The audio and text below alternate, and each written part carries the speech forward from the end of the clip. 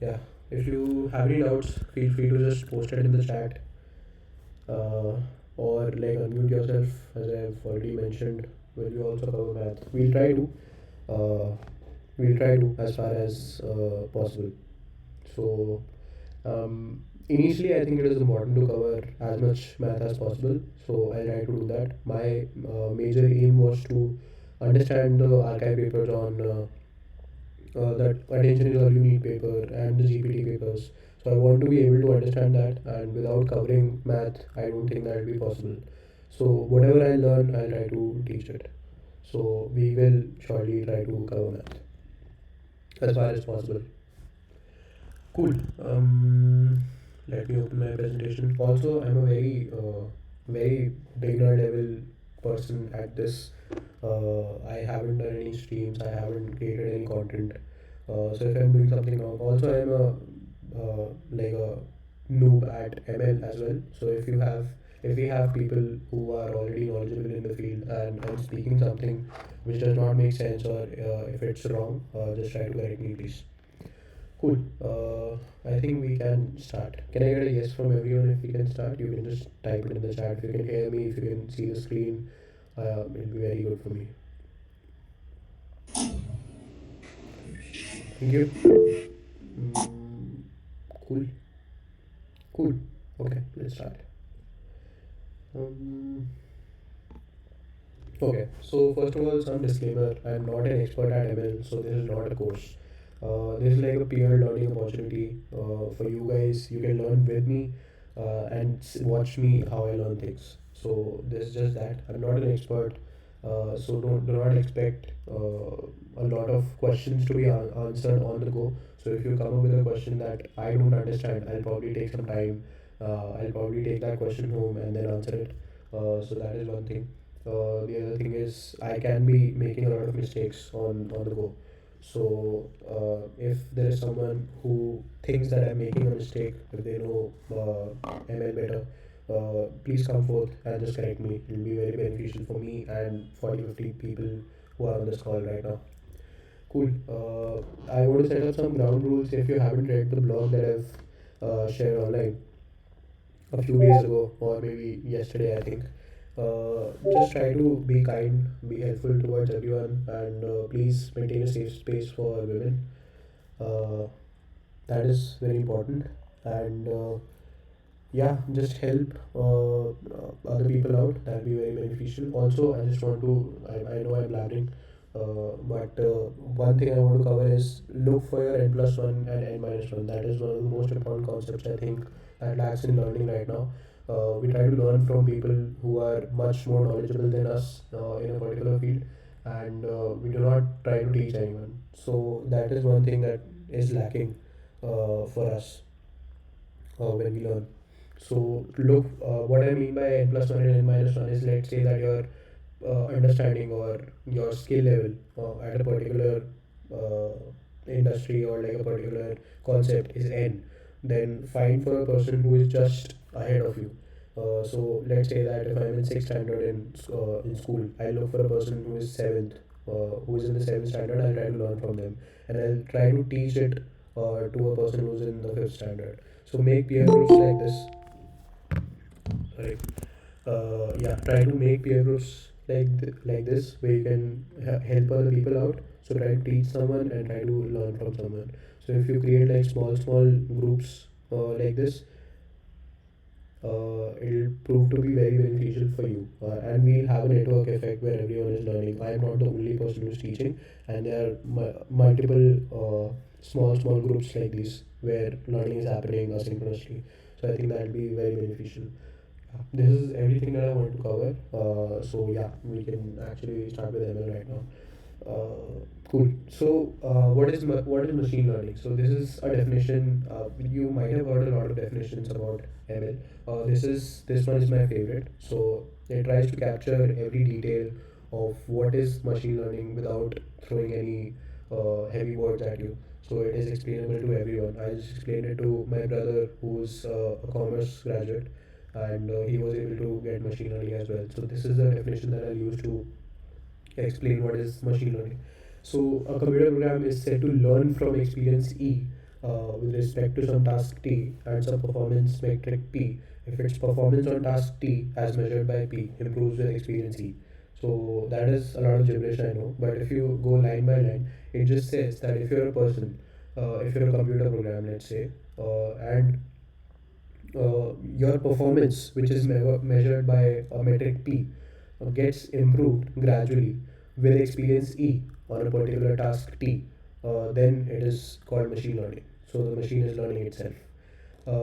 This you can apply in your daily lives as well. If I like to play cricket, and if I'm a batsman, I'm playing cricket, right? So my performance metric would be the number of runs that I'm making without getting out, or something like that. Let's say that the number of runs that I'm making is my performance metric P, and the task is batting. So T would be batting, and experience is the number of balls played.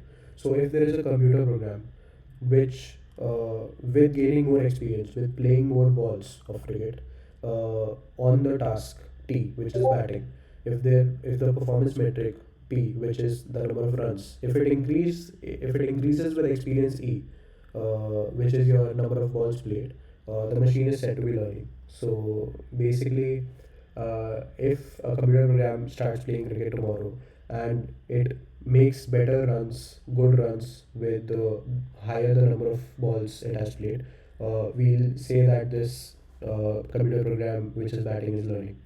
So, any doubts here? Do you understand what machine learning is? I would assume, or if you have got that, so we'll move forward. If not, just drop a chat somewhere. Okay. So machine learning, this is like a very beginner friendly way of categorizing machine learning tooling, but this is not the like a strict categorization of anything. So if you see, this is just supervised, unsupervised, and reinforcement learning. We also have a lot of different algorithms, semi-supervised, stuff like that. But we'll just try to cover these three right now. So all in all, if you see, supervised learning is a kind of learning in which we give the algorithm a labeled data set with the correct answers already in the data. And the algorithm's goal is to learn a mapping from input label X to Y. So let's say that I'll give you an example. I think it is fine for me to get interrupted in between if we have questions. If not, just let me know. Okay, what do we mean by data set enable? Is this the data available using which we'll teach the computer system? Yes. So the data set is anything that we use to make the algorithm learn, right? So I'll give you an example to clear this. Let's say that I want to predict the price of a wine, right? So usually, if you know a little bit about wines, the higher the wine has been aged, it'll have a more like it'll have a higher price. So let's say if I have a wine which is aged for 12 years versus a wine which is aged for 64 years, the 64-year one will have a higher price than the other one. So we know this correlation, right? We know this data that this particular wine, which has been aged for 50 years, costs this much. So your X input becomes the age, the number of years that the wine has been aged, and the label Y becomes the cost of that wine. So the input the input that this particular algorithm would require is this mapping, which how many years has the wine, so the wine has to be aged to give this a particular price, right? So this is the labeling that you require to feed into the system, and then you train your algorithm basis this data set, and then we can get the model out of it and then do predictions. So to make this like more clear, I'll just connect my iPad to this and I'll show you some data. One second. Mhm.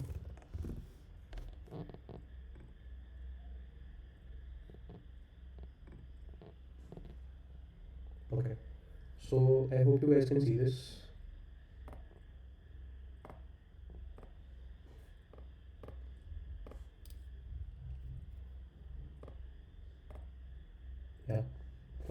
I can see it. Can you guys see it?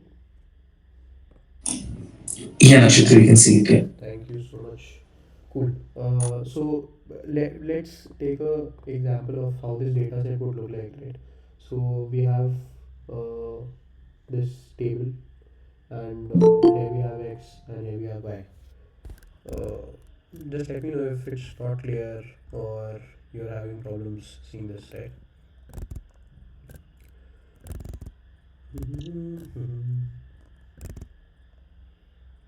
Also, we'll be free by 9. So if you have any other commitments, no issues. Cool. So let's say we have this data set, right? This is the data set, Himanshu, if I'm taking your name correctly. So this is the data set. Yeah. Cool. So this is the data set, and on the left hand side here we have the number of years. And can you guys accept invites, or is that just for me?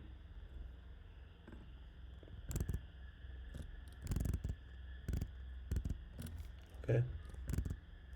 Sorry. Yeah. So this on the left, on the first column, we have the number of years that a wine has aged, and on the right hand side we have the price, right? So let's say if the wine has aged for 10 years, the price would be like 5k. If the wine has aged for 12, the price could be like 6k. If it's aged for 18, it can be like 8. And you have this data set. So this is your data set, and this is what the correlation between the number of years and the price. This correlation is what we call labeling. So without this data, the model won't be able to predict what are we giving it to, what data are we giving to the model. So basically, we give this data, this particular correlation data, to the model, and then build an algorithm which predicts. Let's say in a data set we only have these four values, right? And then the model should be expected to give, like, we can give any arbitrary value of x to this particular model, and it should correctly predict the value of y. So in this particular data set, we do not have the value of 5, right? So if I have a wine which has been aged for 5 years, what should be the price of it? So we do not know this using conventional methods. We do not know any correlation between this particular data set, this one, and this question, right? So to solve this particular question, we'll have to build an algorithm, or let's say there's like a black box or something like that. So there's a black box where magic happens. So you send 5 to this black box, and it'll tell you what should be the price of your wine. So this is what we're trying to build. So this is supervised learning. Supervised, why the word supervised is used here is because we are supervising the algorithm with this particular data. If we do not give this data to the algorithm will not know anything. So we give the algorithm a labeled data set. So this is the labeling that I talked about. For X, the number of years, we get Y price. So this is the labeling. The algorithm internally understands the correlation between these two values, between this data, and then it basically creates a function with some weights which predicts this value. What should be the price of this wine? Cool. Also, we can have multiple values of x as well. So right now we just depend on the number of years as a feature. So we call this the feature. We'll discuss nomenclature later, so you don't need to remember it right now. But if we have x as a feature, and we are saying that x is the number of years, we can have other features as well. So we can also have something like pH score. So if you know about wines, the pH score is important. So we can have multiple X values as well. So this is also labeled, right? Because we have a pH. I don't know what the pH of wines are, but let's say 8. It won't be 8, right? I'm not sure. I'll just type of some random values there. Cool. So we are correlating. Let's say this is x1 now, and this is x2. So we are relating the values of these features x1 and features x2, with the value of y. The y is the output or the solution or the output value that we require from the model, and we'll give it this data. We'll give it x1 and x2, for which you have to predict what will be the value of y. So for your predictions, we can have we were saying that the number of years of a wine is 5, the amount it has been aged, and the pH is 4. Now predict what should be the price of this wine, right? So we can make these predictions. So this is not just about how many. So we can have multiple features as well. So if you see the example that is used in the Coursera course by Andrew Ng, we have the real estate pricing prediction data set, which has a lot more features as well. So it has the number of BHKs, the number of square footage, and a lot of different data. So our goal is to build a prediction algorithm, or like we have to build this black box basically, which will provided the values of the features x1 and x2, it will predict some value of y. So this prediction will always be called y hat. All of this will come in the subsequent slides, so you don't need to worry about if this will be covered or not. But yeah, we are trying to predict y hat here. If I am on this page, I'll just let you guys know that this particular data set. One second, I'll just accept.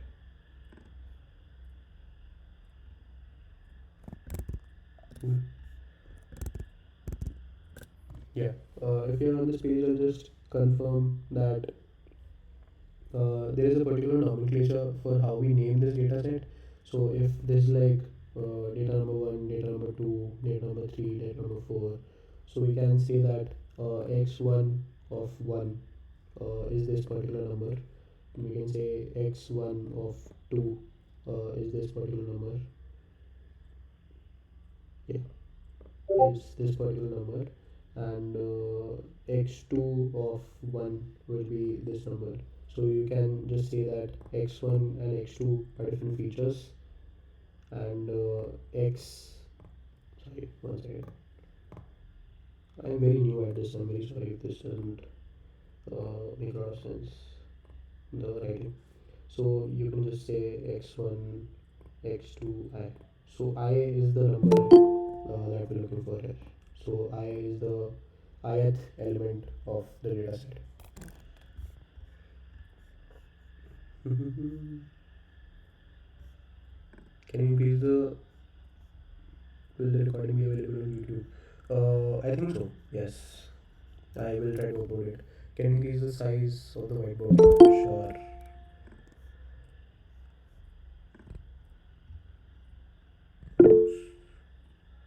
I think we have some moderators for the meetings as well. Yeah, yeah, yeah. I should have thought about that. Very sorry. Um, I do not think I can increase the size of it more than this. Can I switch this off actually? Um, okay, yeah. I'm not sure if this is better. You can let me know. Cool. So I think we've spent some time on what is supervised learning. So basically, just to like conclude all this, supervised learning is when you have some data set which has some features x1, x2, could be just x, and then you have labeled it with the answers y. So the model would already know the correct answer to a few of the questions. So these are your questions. All of these values are your questions, and the model already knows the answer here to all of these questions. Then it tries to create an algorithm which predicts, even if the question is not available on the trained data set, it will predict the right value. Like it will try to predict the right value. Cool. If this clears supervised learning, I think we can move to unsupervised. A quick question, Nakshatra. Yeah, Can you go back to that whiteboard? sure. Yeah, Okay. So we talked about having x1 and x2 as the two input values and predicting the value of y. yeah. So if my need is slightly different, that I want to predict the value of, let's say, x2. Just a random point here. This is Okay.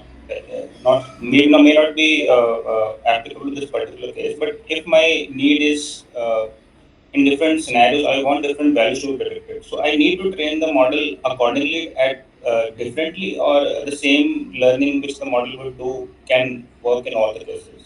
I think you'll require a separate model. So I'm not sure if I'm consuming the audio of the of my this setup or in the recording. So I'll just repeat your question. So your question is that right now we are only using by the price as the prediction, right? So Right. you might want to use some other feature as a predictor, something like Right. this. Okay. Let's say So I want to predict x1 yeah. So using the you value of x2 and y. okay. So you basically want to create like a correlation between all of the three metrics that you used and just predict one of those. It will be very easy to like build three models in this Okay. particular aspect. So let's say that you know the price of the wine and you know the number of years it has been aged and you want to predict the pH. That can also be done with a separate model. So training these small Separate. linear regression models isn't that difficult, and if you have enough data, you can do that.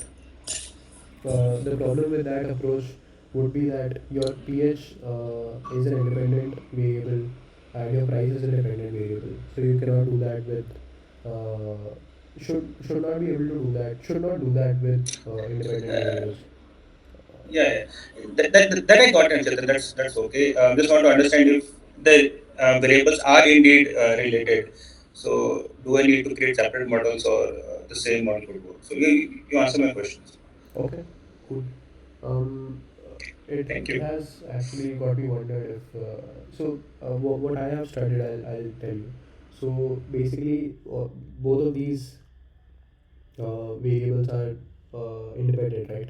The number of years that a wine has been aged does not depend on the price or the pH scale. The same is true for the pH. It does not depend on the number of years or the price. The pH is just a quality of that wine. So Right, we right. generally try to predict the dependent variables. So the price is dependent on the number of years and the pH. So that would make the price inflate or deflate. So we generally try to do Hmm. predictions along the dependent variable. So I'll know this question down and I'll try to answer it much better in the next session or I'll DM you. But I think that should be it. Thank you. Thank you. Thank you, Nashar. Okay. Anything else or shall we move forward to unsupervised? Cool. I think I will. Okay. So we did cover. Yeah. We did cover what was supervised learning. So, what you have to remember from supervised learning is that it needs a labeled data set with the correct answers already given to the algorithm. And the algorithm's goal is to create a mapping from the input labels X to input features X to labels Y. We have two different types of supervised learning, regression and classification. We'll dive deeper into both of those, so won't be a problem. I'll not explain it right now.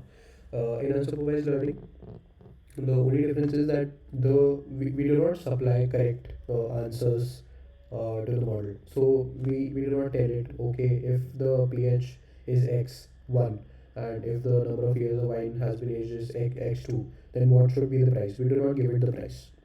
This is called unlabeled data.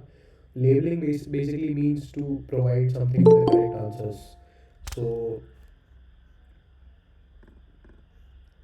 you got like 70 people, nice. Sorry, yeah.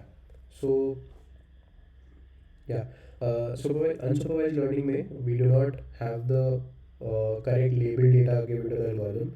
We just throw a lot of data at the algorithm, and the algorithm tries to find out structures, if anything is out of the ordinary, or there are any underlying structures within that data itself. So we do not give it labeled correct data. So this wine wala example would not be a good example to give for unsupervised learning. For unsupervised learning, you can think of something like, um, let's say we give it a lot of financial records, transaction details, right? So it'll try to find out with all of the metrics and all of the labels that we'll give it. Uh, it'll try to find out if there is some anomaly in this data. So it'll try to create clusters within the data itself, and then it'll try to predict, okay, this looks out of the ordinary and this does not look like the other transactions that we've seen. So this could be an anomaly, and this could be like a fake transaction or a fraud transaction. So that is one place that where we use unsupervised learning. So if you want to differentiate between supervised and unsupervised, the only thing that differs between the two is we give correct labeled data to unsupervised learning algorithms, and we do not give any labeled data to unsupervised learning algorithms. And it creates the structures in the data on itself. It tries to predict those structures in the data. I'll move very fast from unsupervised learning because we are not covering this in detail right now. We are only concerned about supervised learning for the first few sessions. So I'll just move on to reinforcement learning. I think you might have heard about this a lot. This was one of the most interesting things that I had learned about ML back in 2019. Where, if you remember, we had a lot of videos where people would build generations of computer games or programs that would play computer games. So that was all done through reinforcement learning. We would tell the algorithm that this is not the good behavior, do not do this, and we'll tell the algorithm this is good behavior, do this. So this is what reinforcement learning is. If you have a pet, if you have a dog, if you've raised a child, you always tell that person or that creature that this is not a good way to behave, and this is a good way to behave. So this is kind of what we do with the machine learning algorithms as well in reinforcement learning. So we convey to the algorithm how is it performing. So if it makes a mistake, we'll try to tell it that you're making a mistake. Don't do this. And if it does something correctly, we'll try to incentivize it. Okay, this is correct. You should continue doing this. So a good example of this would be navigation. So you see Tesla self-driving and Waymo, any self-driving cars or any thing where we use CNNs a lot, like yeah. So basically, you can think of it as let's say we are driving a Tesla around, so and this has self-driving, right? So basically, the algorithm will tell the car that if you are too close to a particular object, it is bad. And if you're not too close to a particular object, if you're within the lines, if you're not getting too close to some other car, if you're not getting too close to another object, or if you're within your lines within the road, you're doing great. So this is what reinforcement learning is. You can just remember it as the good dog, bad dog approach. I am very interested in creating reinforcement learning algorithms. So we might play a game, or uh, we might build an algorithm which plays a game, and we'll try to tell it if it's performing bad or good. Cool. Any questions from unsupervised or reinforcement learning? Please keep in mind that we're not sorry, yeah, please keep in mind that we're not going deeper into unsupervised and reinforcement learning as of now. Reinforcement learning will come much later in the sessions, and right now, for at least 3 4 sessions, we're just looking at supervised. So you should have a good idea of what supervised learning means, and even if you have a hazy idea of what unsupervised and reinforcement learning means, it is good. So can you guys give me a heads up to move forward, or if you have any questions, please shoot them.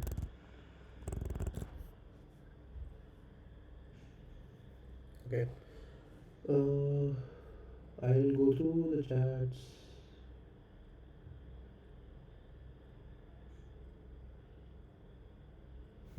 Interesting. Thank you to whoever who mentioned that my laptop battery is dying out. I'll just put it on charge. I've got my power back.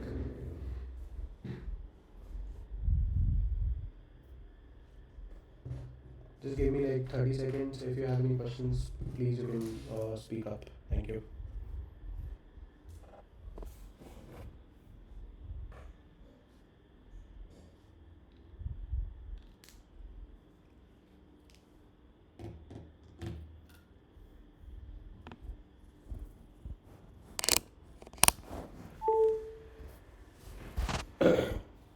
Thank you, Shivesh.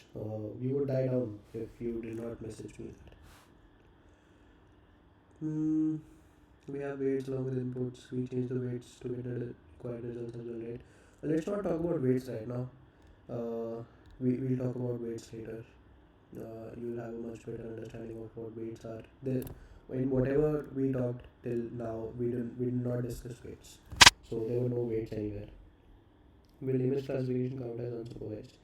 If I'm using to create data set of similar images and dissimilar images, yeah, this is supervised. So you're basically giving a labeled data set to the algorithm. Basically, you're saying that okay, this image belongs to this particular class, and this image belongs to this particular class. So this is supervised. You're supervising the algorithm that this is the correct answer. So whenever you can think about this particular statement that you gave a particular correct answer to the algorithm, it is supervised. Image classification requires some input. Yeah, as our Nexo has given the correct answer. Keen observation by Shivesh. Yes, sir. Shivesh sir has saved us, like teaching how to make a drone fly also. Will you be also doing hands-on for all of the concepts that you explain here? Machine learning is a very wide field actually. I don't think I can do a hands-on of all of the concepts that I explain here, but I leave it to the audience to do that. So you can think that every one of us in the Discord server, whoever is attending the sessions, will be attempting their own things, right? They'll be building something of their own. They'll be attempting to solve different problems. So you can try to uh, so you can expect that someone else will be working on that problem, and you can check them out basically. So image classification can come under all three classes, right? What are the minimum requirements for machine learning? I have mentioned this quite a few times, but nothing, man. You should know how to code. You should know something about linear algebra. So I think that is fair. Did you understand what I said in about 38 minutes now, Raj? If you did, then yeah, maybe you're good to go. Should reinforcement learning be avoided because feedback-based learning might compromise accuracy? It depends. Like it's heavily tied down to the problem that you're trying to solve. Uh, the first algorithms that were using which we made self-driving cars, they were supervised learning algorithms and not reinforcement learning algorithms. But we found out that reinforcement learning algorithms work much better than supervised. So we try to shift to reinforcement. How do they use capture and learn? I don't know. Should reinforcement learning be avoided?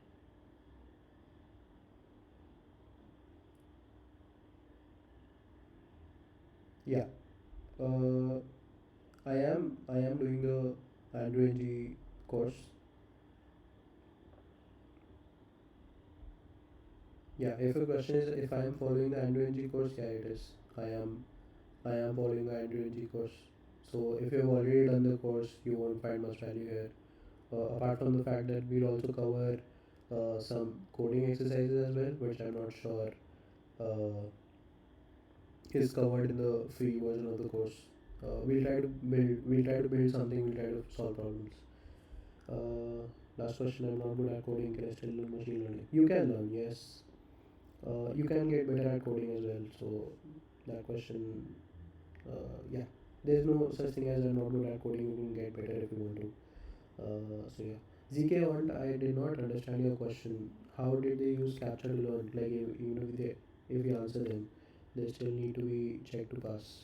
You can you can just reframe your question. Maybe I did not get it. I'll just move forward now.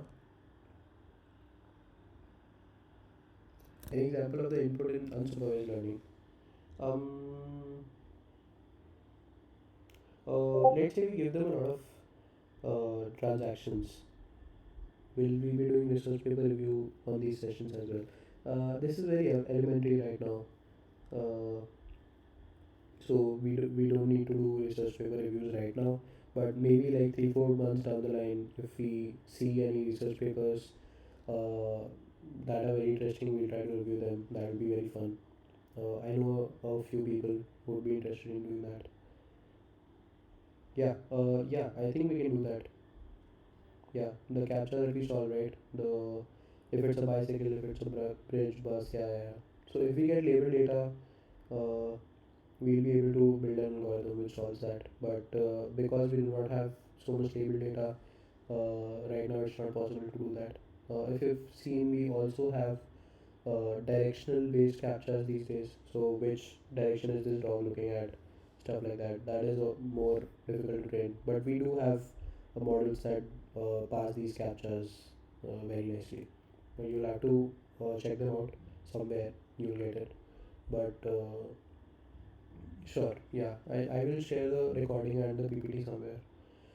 Attention is all you need. Yeah, they were being used to. Huh? Yeah, they were. Yeah. So yeah, the guy who made Duolingo, he was the founder of CAPTCHA actually, if I'm not wrong.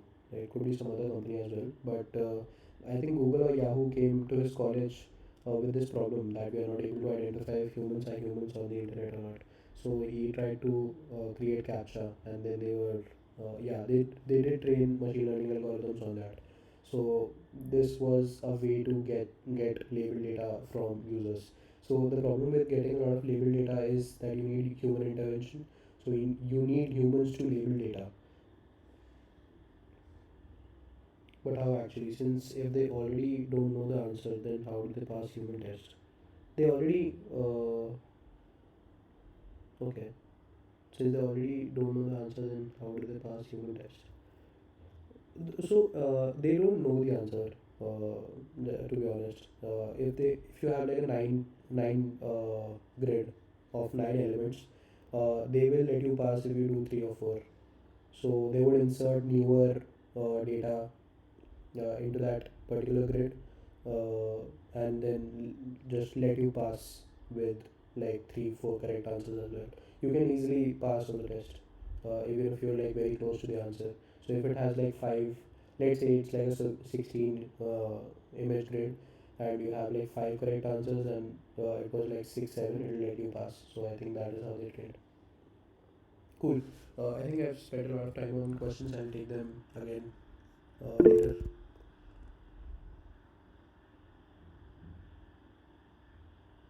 Yeah, I'll come back to the questions, guys. Otherwise, we'll lose a lot of time. I have to cover a lot. Okay, cool. So, I've highlighted this because we'll mostly be concerned with supervised learning. Uh, so, yeah, do not think about unsupervised learning and reinforcement learning for now. We'll just try to solve the supervised learning problems. Okay, supervised learning. So for supervised learning, as we've already told, we need a labeled data set with the correct answers, and the goal of the algorithm is to learn how is this data being mapped from the input labels to the output labels, input features to the output labels. So we have two kinds of supervised learning algorithms. We have regression or classification algorithms. So on the left here, you see regression algorithms. So this is like a regression. This is like a data set which we can solve using linear regression. So on the y-axis you have the salary of your people, and on the x-axis we have the number of months in experience that they've had. So as you can see, if we plot this data onto a graph, you will find like a line. Uh, we call this a trend line or something like that, which basically solves this particular problem for us. We'll discuss how it does that in a while.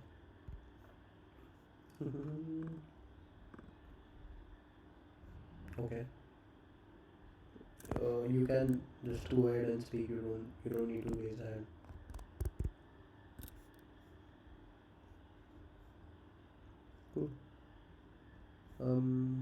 Yeah. So this is so regression is basically when the solution that you're looking for is a straight continuous line. So I'll just move on to the next slide to explain what I mean. Yeah. So a regression problem would be solved when you have the when you have a straight line basically, a continuous line which solves a particular problem. And classification is when there's no straight line but a few classes where we can put the data in. So I'll go ahead with examples, right? So we have this salary versus experience example where the larger your experience becomes, you get a better salary. So you have a correlation there, and I can ask for any given value of experience in months, what should be my salary. So we always have a continuous line of answers, right? So I can always say, let's say, I give it 100 months of experience. Will I have that salary? So I can solve this equation, right? So I'll be able, the model will be able to give it an answer. So the answer space, the y that it is finding out, the y hat or the prediction that it's trying to make should be continuous. If it is a continuous line, it will be a regression problem. Otherwise, it will be a classification problem. So for classification algorithms, you can take examples like uh, let's say we are trying to recognize digits. So given someone's handwriting and pictures of that handwriting, can we categorize what digit is it? So if I write 1, if I write 2 in my own handwriting, and if I supply it to an algorithm, will it try to, can it classify basically into 10 different classes? Like we can create 10 different classes. This is 1, this is 2, this is 3, this is 4, stuff like that. And will the algorithm be able to classify a particular digit that I've handwritten into that, into the correct class? So if I write 3 somewhere, and if I try to supply that to the algorithm, will it drop it in the correct class of 3? So this is a classification algorithm. uh, there are a lot of examples for classification algorithms. If you need some binary data as well, so if I give uh, let's say if I have some ECG reports of a person, and I try to predict, is this person going through a heart attack right now or not. So that is also a classification problem because the classes that are available are just two, either it's yes or a no. So this is a classification problem. So basically I'll supply an ECG report to the algorithm, and the algorithm will classify that report to yes, this person is going to through a heart attack, to no, this person is not going through a heart attack. So this is a classification problem. For regression problem, if you need more examples, one is something that I've already given, the house price prediction. If we give some square footage, the number of BHKs and stuff like that to an algorithm, will it be able to predict the price of that house? So the price of that house will be like a continuous line on a graph, right? So as long as the line is continuous, yeah, it will be a regression problem. Otherwise, it will be a classification problem. If you have any doubts here, please feel free to unmute yourself and ask. Um, Nakshatra, in the classification use case, the one that you just showed, yeah. you can only, so is it, would it be correct to say that you define spaces in a classification problem when you see similar values getting clubbed together within X or Y, or can you also define a space if it's like a hit, if it's like a mixture of different values but getting clubbed together in different spaces? Um, can you elaborate your question? What are we trying to club together? No, so in classification, the diagram that you had shown, right? Mm-hmm. Similar shapes were clubbed together in different spaces, Yeah. right? So the similar. So the Uh, definition of space requires it to be similar values clubbed together within X and Y, or it can be like a mixture of values as well.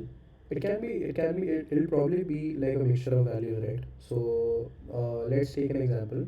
Um, okay, let's try to we'll try to label these values, right? So on X, you'll see the age of a particular person. I'll just connect my whiteboard again. Now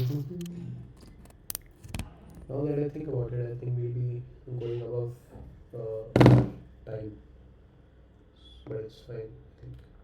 Okay.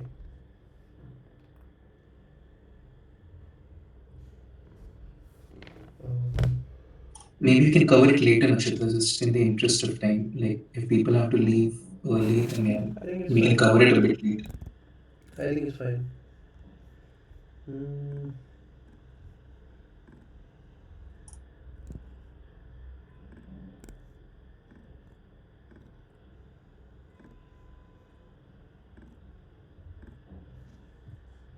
oops.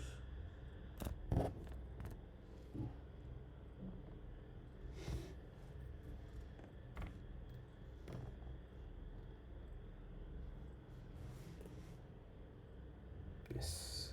Oh yeah. Can you see this? Yeah, I can see the whiteboard. Yeah. Cool. So sorry. Yeah.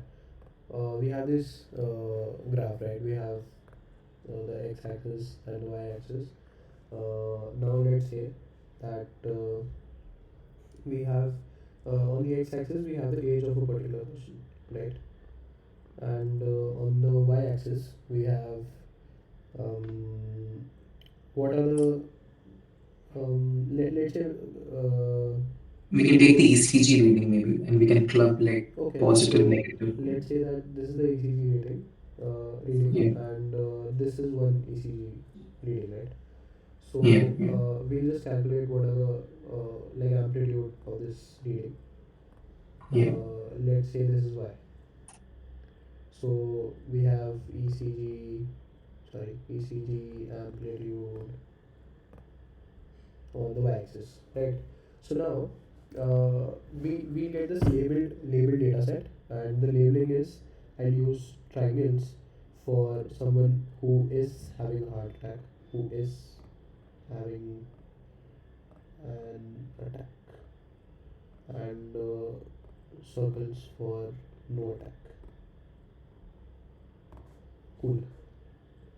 So we'll get this data set from a person or a hospital that, sorry, yeah, we'll get this data set, and this data set will have a few examples of people of a certain age and with the ECG of a certain amplitude, right? So let's say that there's this person who is not having a heart attack but has a very high amplitude in their ECG, right?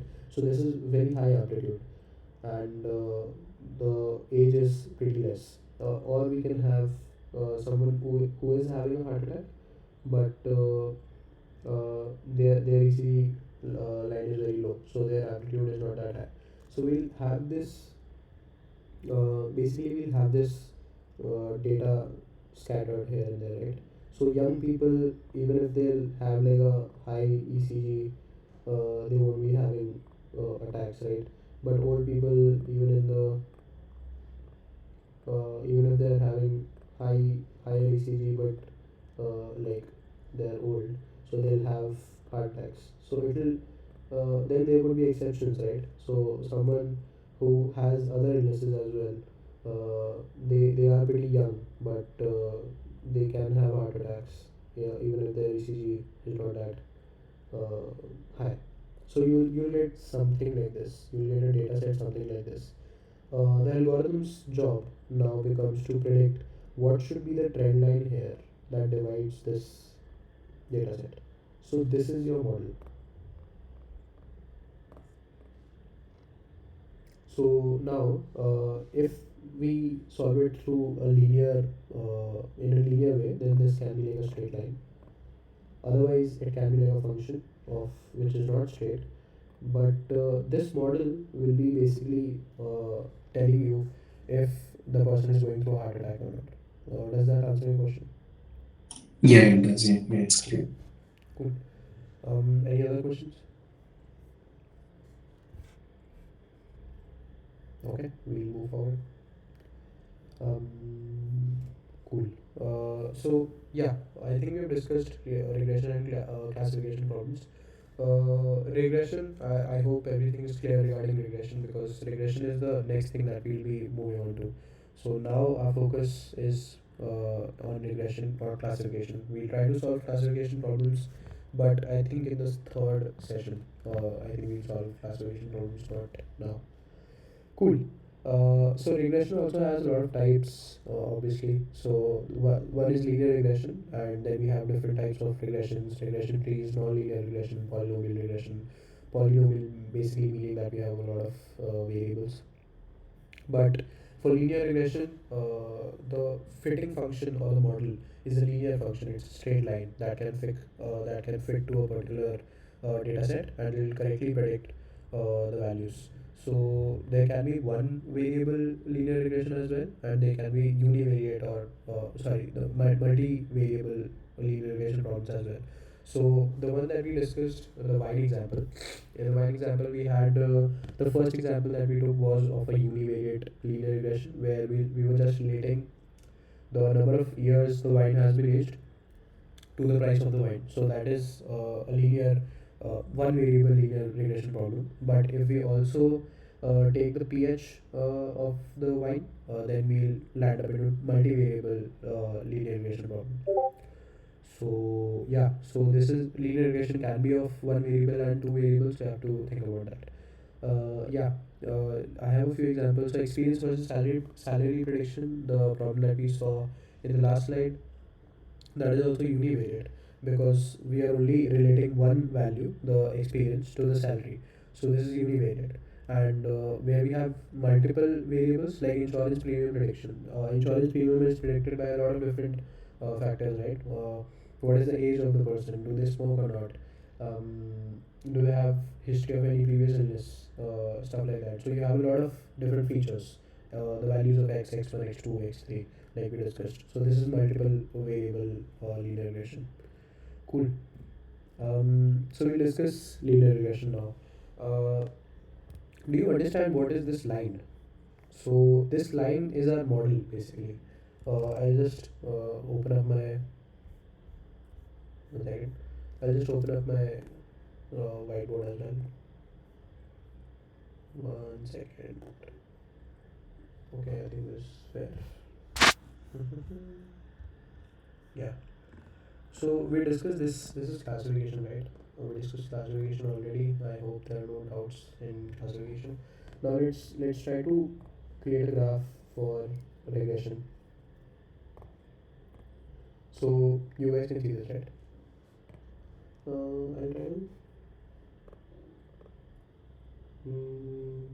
Okay. Okay. Yeah. So let's say we'll take the wine example again because that is what we are working with.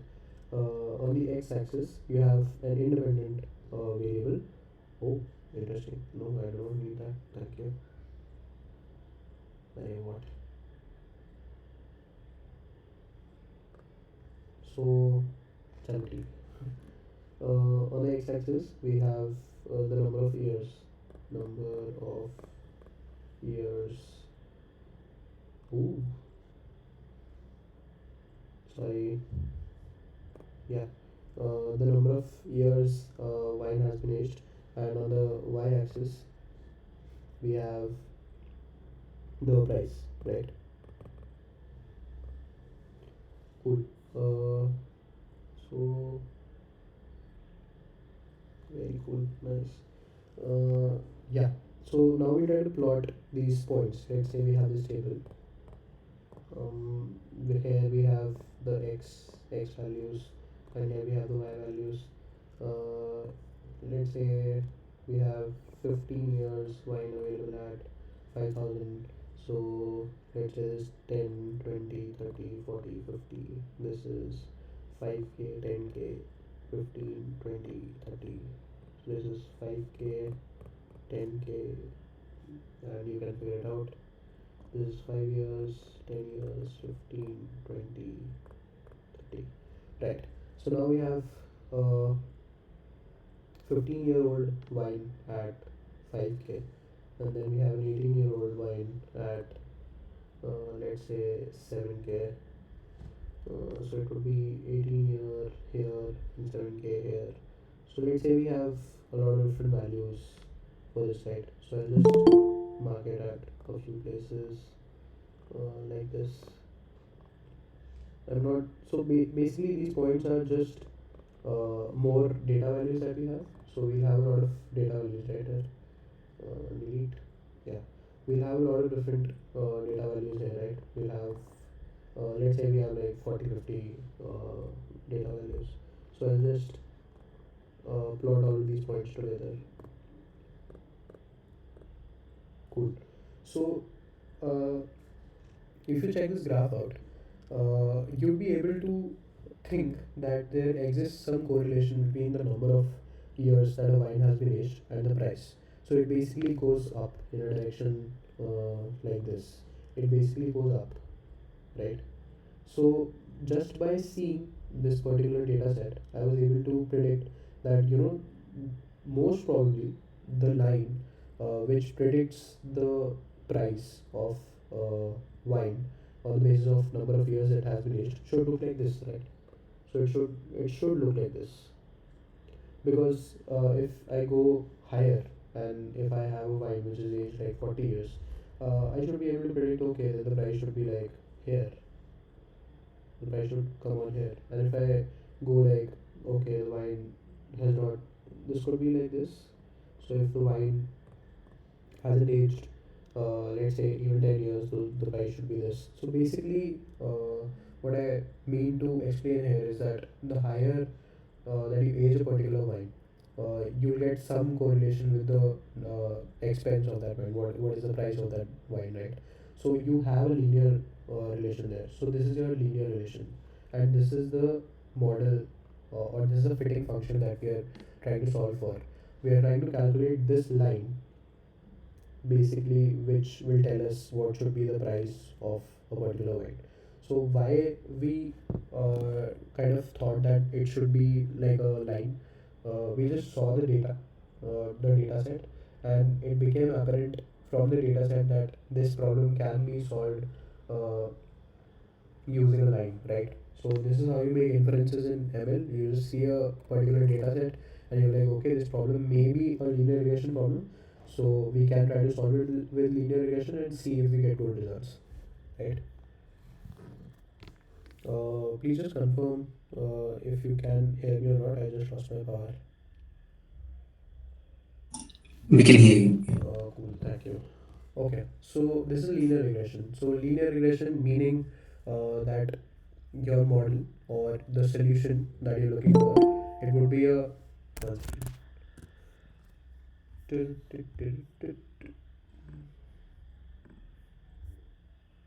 Okay. Hmm. So the fitting function of the model is most probably like a straight line or a straight line equation that can solve this particular problem.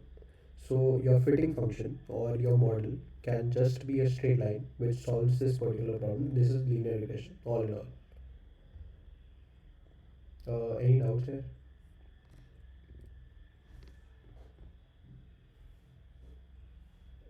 Okay, cool. So I'll just try to clear out some of the naming convention that we'll be using. So this is your data set, right? We just discussed the wine data set, but this data set here, what I've taken is the experience in months and the salary in $1,000, right? So this is a similar data set. We have the input labels in X and we have the output Y. So input, this is called a feature. So X are the features, and this can be multiple as well, like we discussed x1 x2, and we have the targets. The y are the targets. So the targets are the price predictions that we're making, or like the salary predictions that we're making. So this is the dependent variable. So these are the targets. M, let's say, is the training set, the size of the training set. So if we have like 40 data items like these, so we'll say that the M is 40, basically the number of data points, right?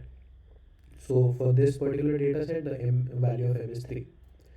This is X superscript I and Y superscript I. I couldn't figure out how to make superscript in Canva. So this is just X I Y I. We have already discussed this in the on the whiteboard. So X I Y I is basically this particular row.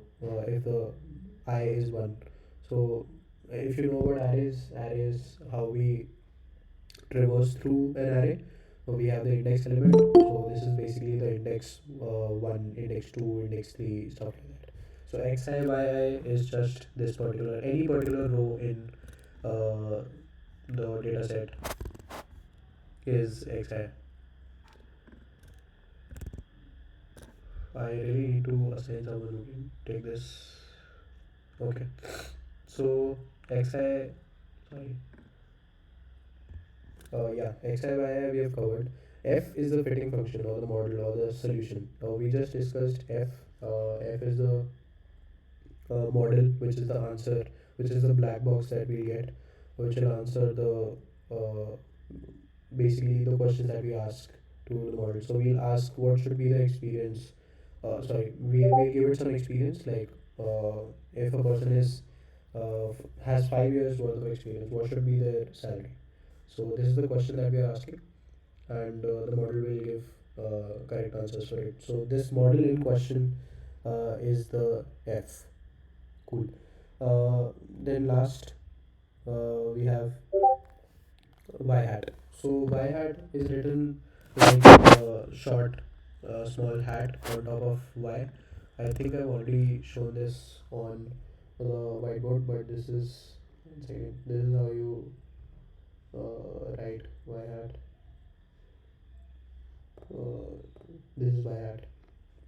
So this is a prediction basically. In the data set that we have here, this is the correct data, right? So we name it y. This is labeled correct data. We have got this from a person. A human has gone to the wine shop and has taken this data as the labeled data, but this is a prediction by the model, so we'll refer to it as y hat. So it may be true or might not be true. Cool. Any questions from this slide?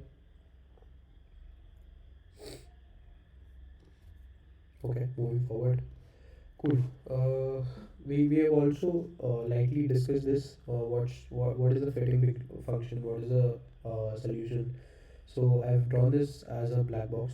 So the model that we are trying, the problem that we are trying to solve with linear regression, the model would most probably be a straight line, right? So a straight line can be written as in this form. This is the slope intercept form of line. I'll just apply. Yeah, I'll just keep it open here. Yeah. So if you have read a little bit of algebra, you might know this equation, right? Y equals to mx plus c, where m is the slope and c is the y-intercept. Can I get a yes, please? No? Yes, we have done this. Cool. So this is exactly what we are looking for. This is the equation of any particular line, like this, like this, like this. Ooh, one second. Yeah. Any particular line on this plane will have an equation like this: y equals to mx plus c. So this is the model that we are looking for. Our model that we had here. Ignore this particular part. I'll just erase it. Ignore this part, and the model that we'll have most probably will have a straight line, right? Yeah. So this is the straight line.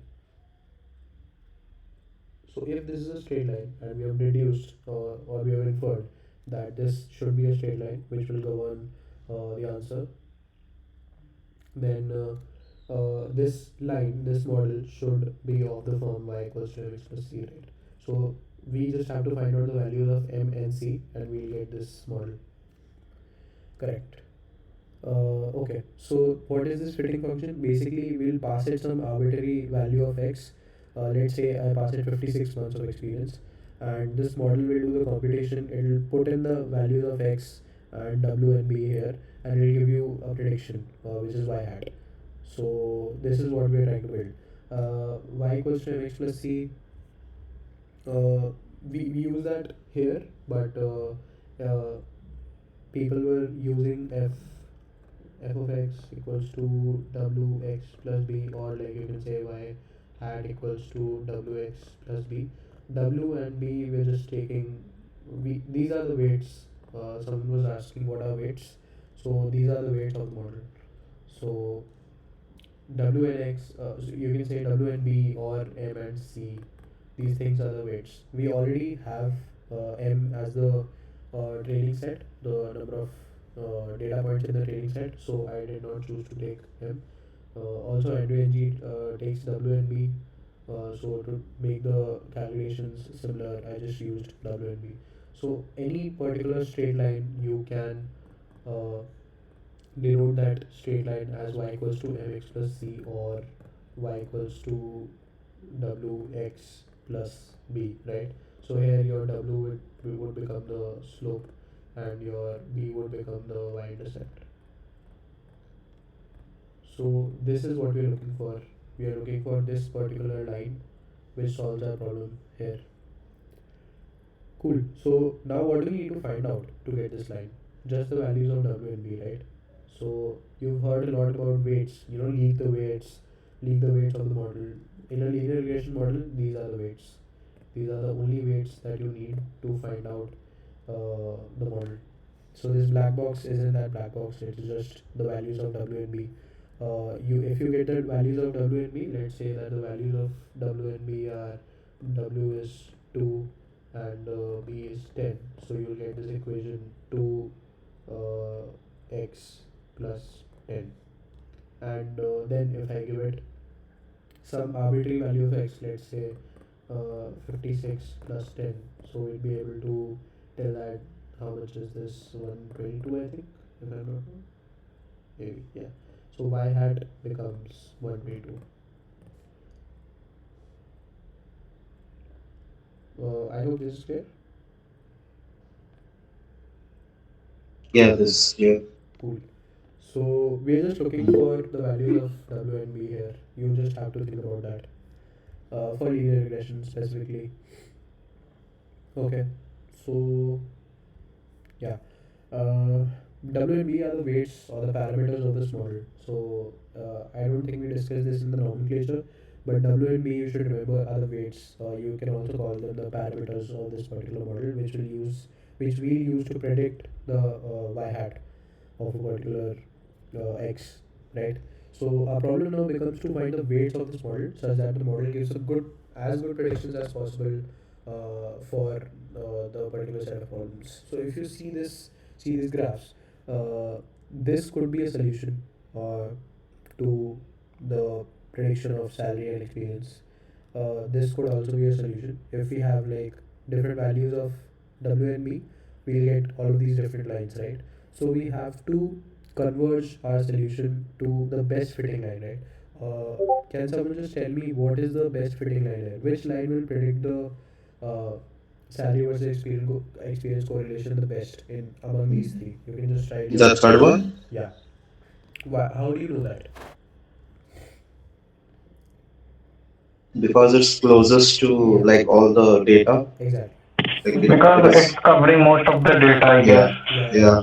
So yeah, so basically because it is close to all of the data points, right?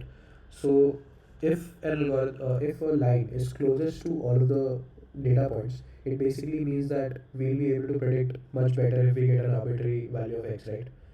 So the third one is rightly the correct values of w and b. I'll just put on my normal charging and thank you.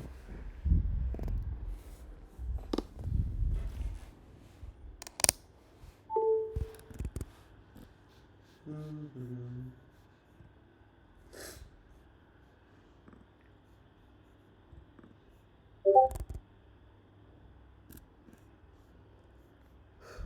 Yeah. So the third one, for a naked eye, I think this is very easy, right? We can just see which particular line has covered the data set in a better way, which is the closest to all of the data points, and we'll be able to understand, okay, this is the correct fitting line. But how do you do this programmatically? Uh, Using this particular line, or using this particular line, why don't we have good solutions with this line? What are the differences between this line and this line, and why is this line the better one? So we'll try to do this programmatically. Cool. So to do this programmatically, what we have here is a cost function. we try to find the cost of a particular line or a model or a fitting function, and then we try to minimize that cost as far as possible. So cost, you can always, I'll just bring my whiteboard 1 second, thank you.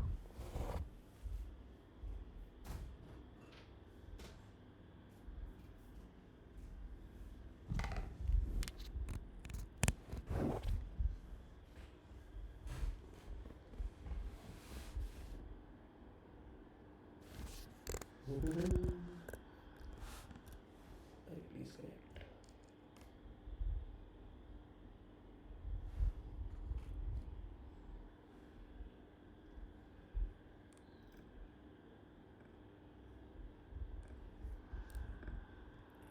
We land in about 10 14 minutes. This is the last slide, so yeah, don't worry.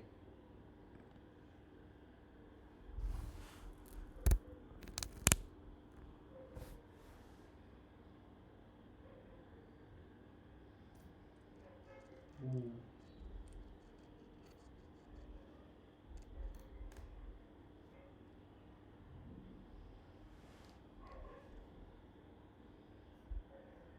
Mm.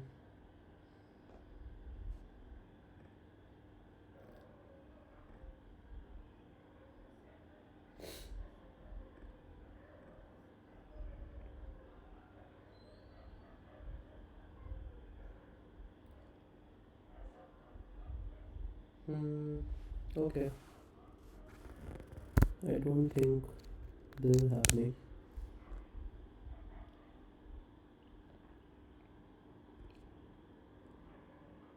Please. Yeah, no. Yeah, okay.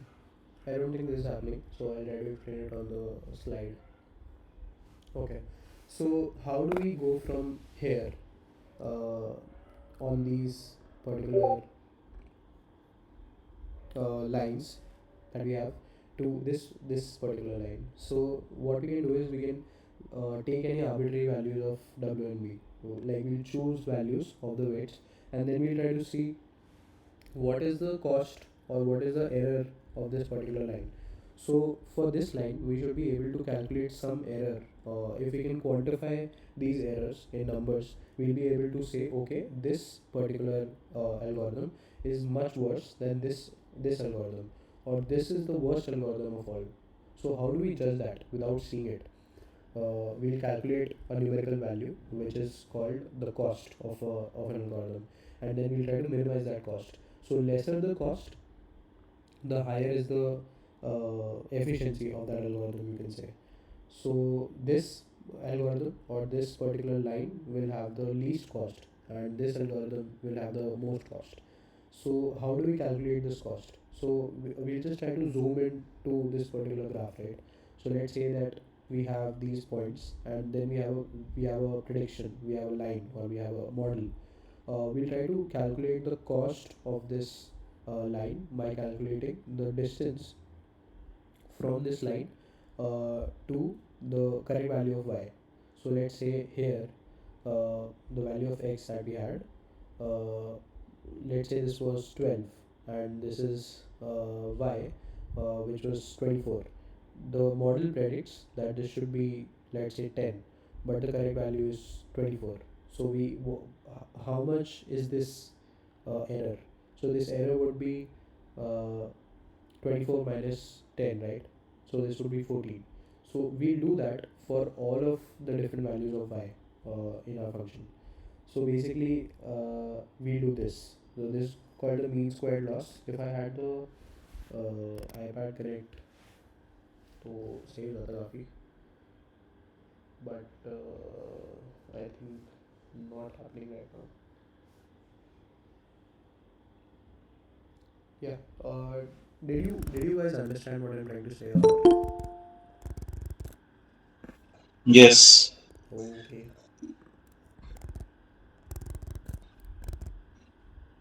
Mhm. Cool. So basically, what we'll try to do here is that we'll calculate the y difference in y values from the y hat to the actual data set y values. Then we'll try to quantify it. How will we quantify it? So let's say the model predicts that the value of y is y hat and the correct value is y. We'll take the subtraction of this of the y values and then we'll square it. Because we do not need any negative values and positive values to make a mess in our calculations, we'll just square it. So let's say the value of y here, the correct value of y was 24, and the model predicted that it will be 26. So we'll do 26 minus 24. Uh, that will give us 2. We'll square it, so it will give us 4.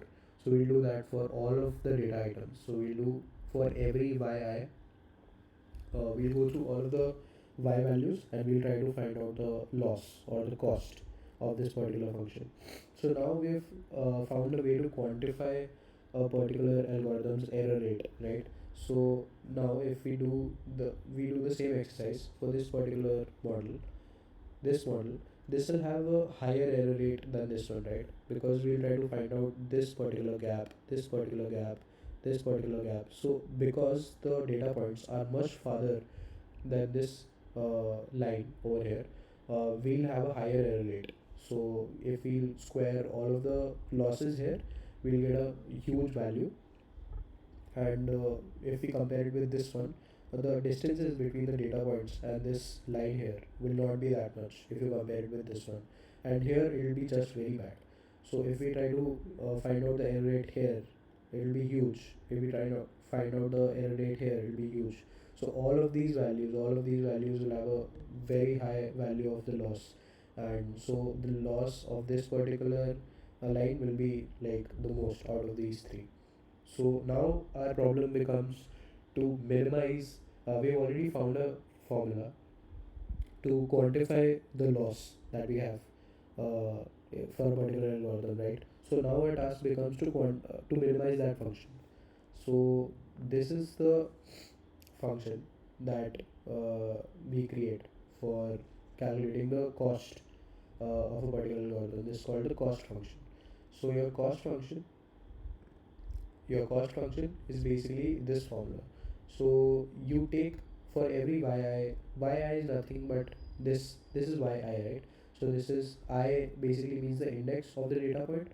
So this would be y1, y2, y3, y4, y5, y6, and yi hat is the prediction at that particular y, right? So if the model predicts, this would be y1 hat, this would be y2 hat, this would be y3 hat, y4 hat, y5 hat, y6 hat, right? So we just calculate the error and we square it to ignore signs and everything.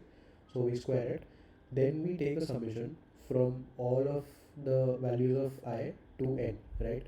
So here n is the trailing set, the number of data points in the trailing set. We took it as m, but here we are using it to be n. So basically, if we have how many data sets are these? Six, right? So we'll go from I equals to 1 to I equals to 6.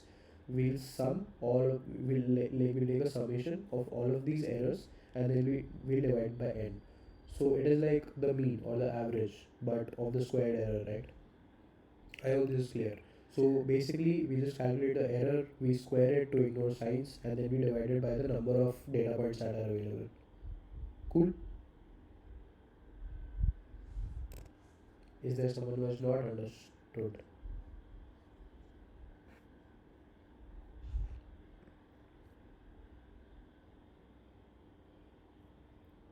If you have doubts right now about the mean squared error function, the cost function, you can go right now because you won't be able to move forward if this is not clear.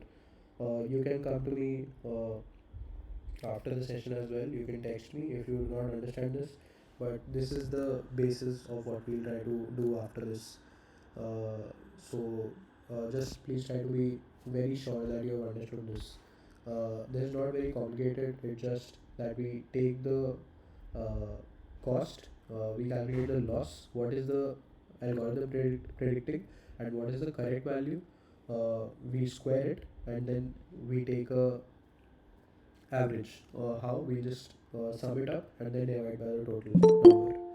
So that is just what we do. This is very simple. If you still don't understand, it's fine. It's completely fine. Just uh, It'll be twice a week.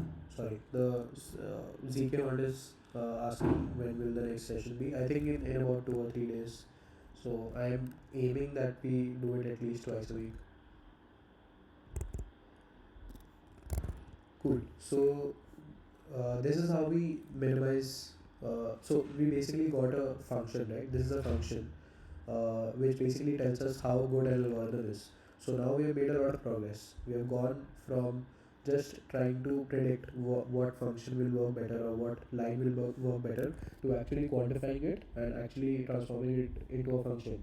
Okay, this function will work better, right? So now we have a function. Now if we just minimize this function, we'll get to a solution. So even if we start with an arbitrary value of w and b, if we try to minimize the error in that particular function, we'll reach at our solution. So the minimizing of this cost function is done through gradient descent, and it is one of the most important algorithms in machine learning. We'll discuss this in the next session. So up next, we'll just minimize the cost function j. Cost function is generally referred to as j. So we'll minimize that cost function and we'll use an algorithm which is called gradient descent. We'll try to basically gradient descent because it is a gradient and we'll try to go down that function and minimize it. You don't need to know about these things right now. We'll cover it in very detail in the next one. Also in the next session we'll predict the values of w and b, or we'll try to minimize it with gradient descent, and then we'll create a model for finding the correct answers to our problems. We can do it with any kind of data set. Right now I have this experience and salary data set from Kaggle. You can download your own linear regression. Just type out linear regression data sets on Kaggle and you should be able to get a lot of examples. You can download your own data sets, and then we can try to build an algorithm for that. So I'll probably use the salary versus experience data set or something else which I find if I do. But this is what we'll do in the next section. If you have any questions, please feel free to ask. Thank you so much for attending.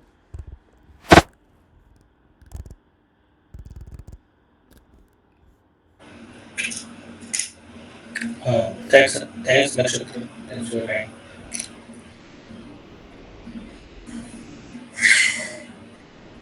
Thank you, Manshu.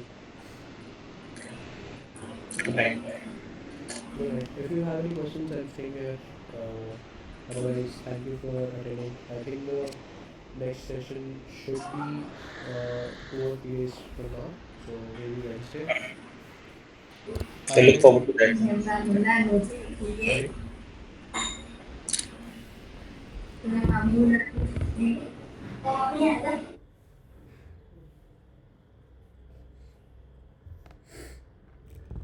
Multivariate, we will cover Harshita, but not yet. I think the foundations have to be built first. If we try to predict and we'll try to make models with just univariate linear regressions correctly, we'll try to transform it then into multivariate. Multivariate, if I start directly with multivariate linear regression, it will become very complicated because of vectors and all. We'll just try to solve it for one variable and then we'll try to expand it to multiple. It shouldn't be that difficult if the basics are correct. So just please make sure that you understand whatever is covered in the sessions, that you understand it.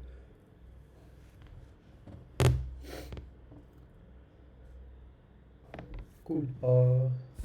Is the cost function similar to the square of the standard deviation present in linear regression? Yeah, I think so. I'll just write this down. I'm not sure what the answer is, Manish, but I'll let you know in the next session.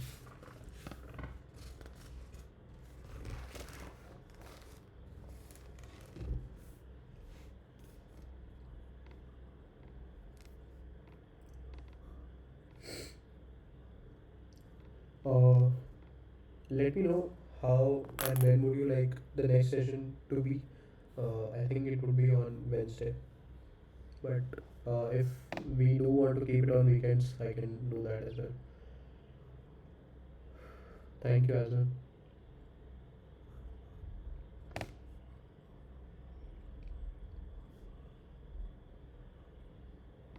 Okay. Uh, No, it is not, because standard deviation is in respect to mean. Hmm. I'm not sure about this, but I'll try to do some research today and answer this. Okay, okay, Jay. I'll do a poll probably. Also, do you guys use Discord regularly, or would you require any other mediums of communication? Should I notify you at some place else? Would that be better about the sessions? Discord is best. Okay, okay,